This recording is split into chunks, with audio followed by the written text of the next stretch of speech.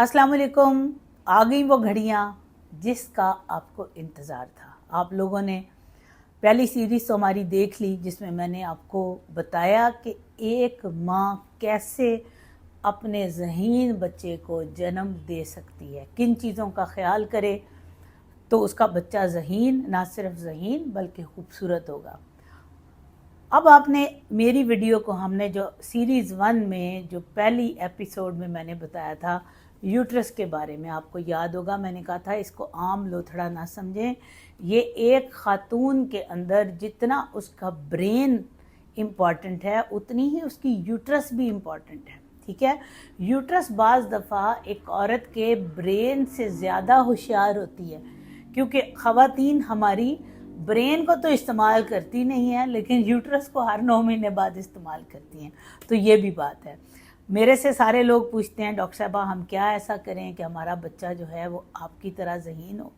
फिर मुझसे कई दफ़ा ये लोग पूछते हैं कि डॉक्टर साहबा हम क्या ऐसा करें कि हमारे बच्चे आपके बच्चों की तरह ज़हीन हो। अल्हम्दुलिल्लाह, ये मेरे लिए बहुत बड़ा क्रेडिट है। आज मैंने कोई आपको टिप या ऐसी वैसी बातें नहीं बतानी, साइंटिफिक मेथड से आपको बताऊंगी कि आपने अपनी यूट्रस की ट्रेनिंग कैसे करनी है। माएँ कैसे अपने बच्चों की, अपनी बेटियों की यूट्रस को ट्रेंड करें कि कल को उनकी यूट्रस इतनी सेंसिटिव हो कि वो कमांड, वो लड़कियां जब अपने यूट्रस को जो कमांड दें वो कमांड डायरेक्टली उनके बच्चे तक जाए।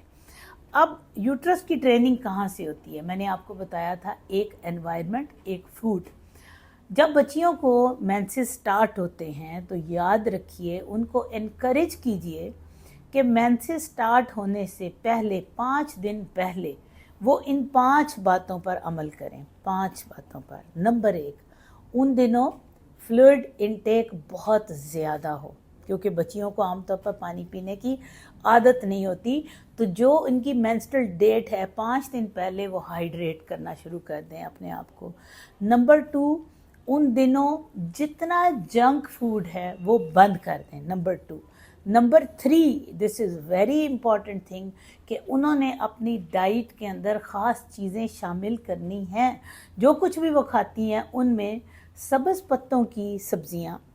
नंबर 2, हल्दी का इस्तेमाल, चाहे वो हल्दी वाला दूध पी लें या अगर नहीं है तो अपनी कॉफ़ी में, टी में, जो भी आपका इंग्रेडिएंट है उसमें अगर ताज़ी हल्दी का जूस मिल जाए तो वो थोड़ा सा, ये कोई बहुत बड़ी चीज़ नहीं है, थोड़ी सी वो उसको एज ए जूस लेना शुरू कर दें।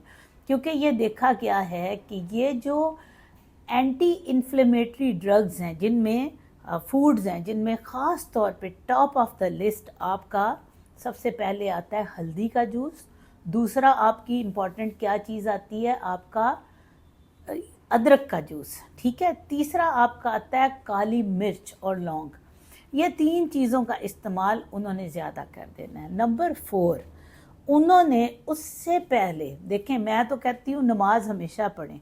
नमाज एक ऐसा योगा है कि आपको बहुत सारे मेंस्ट्रुअल प्रॉब्लम से बचा जाएगा।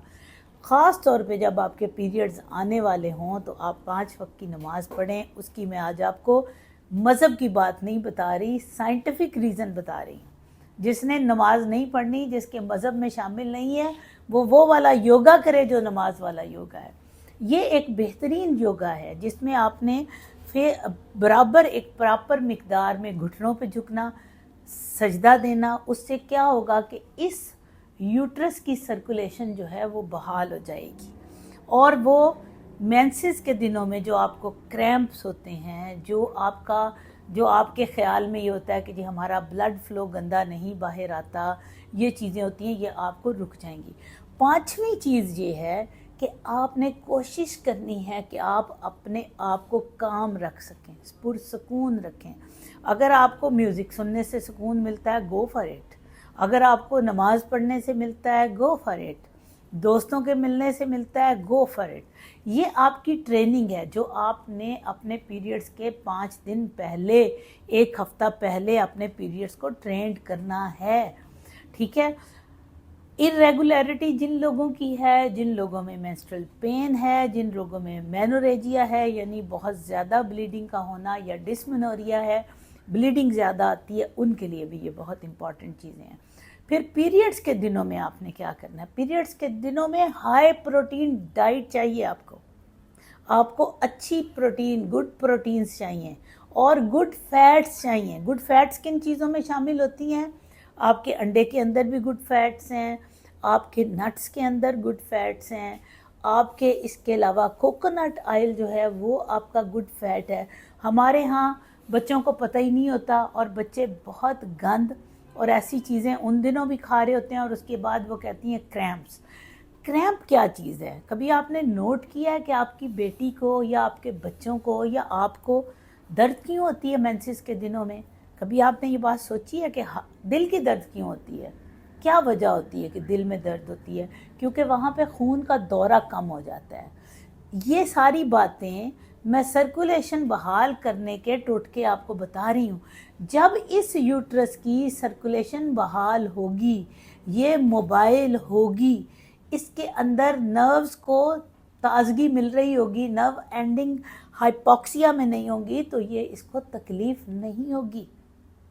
اسی طرح جب آپ کا بچہ پیدا ہوتا ہے تو یہ یوٹرس کو پتہ ہو کہ میں نے اپنا فلو کیسے لینا ہے، بلڈ فلو اگر اس کا رچ ہوگا، ان بچوں میں بھی کیا ہوگا؟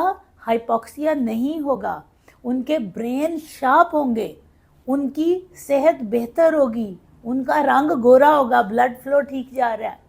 آپ نے اپنے یوٹرس کو تو ٹرینڈ ہی نہیں کیا شروع سے کہ اس نے کیسے ریلیکس ہونا ہے، تو پریگنینسی کے دنوں میں آپ خاک ریلیکس کریں گے، یہ آپ کی ٹریننگ ہے، ٹھیک ہے؟ اس کے بعد کس کی خواہش نہیں ہوتی کہ میرا بچہ جو ہے وہ گورا چٹا پیدا ہو؟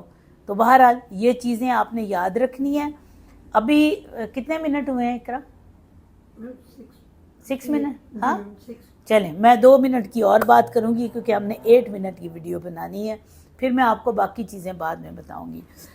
یہ آپ کو نظر آ رہا ہے یوٹرس کے ساتھ اووری ہیں، ٹیوبس ہیں، یہ یوٹرس کی آپ غور کریں تو یہ آپ کو لیئر نظر آ رہی ہے کتنی تھک ہیں، ان کے اندر بلڈ ویسلز ہوتی ہیں، یہ بلڈ ویسل ان کو بھی سپلائی کرتی ہیں، اس کو بھی سپلائی کرتی ہیں۔